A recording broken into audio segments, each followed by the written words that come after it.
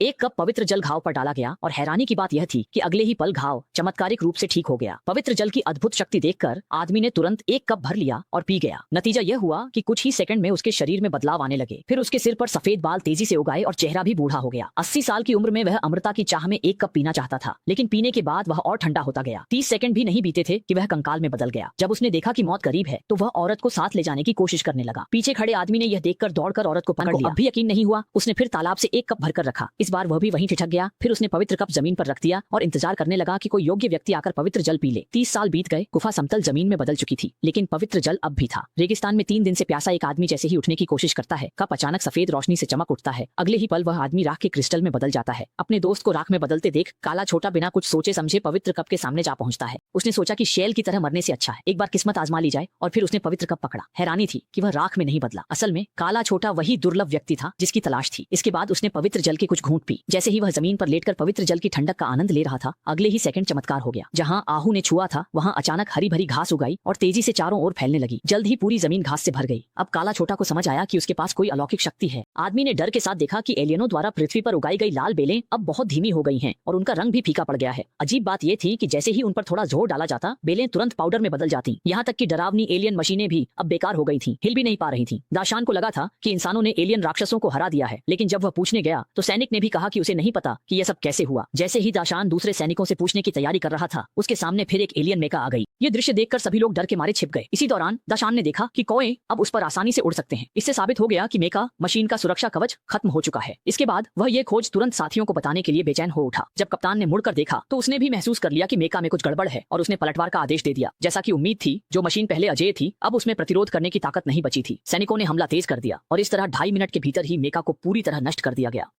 जब एक सैनिक जांच करने गया तो उसने पाया कि एलियन पहले ही अपनी लड़ाई की शक्ति खो चुका था और उसका हाथ लटक गया था। लेकिन एलियनों को हराने वाले इंसान नहीं थे, बल्कि वे सूक्ष्म जीव थे जो करोड़ों सालों से पृथ्वी पर हैं। क्योंकि एलियन अभी आए थे, उनके पास पृथ्वी के बैक्टीरिया के खिलाफ कोई प्रतिरक्षा नहीं थी और इसी वजह से वे नष्ट हो गए।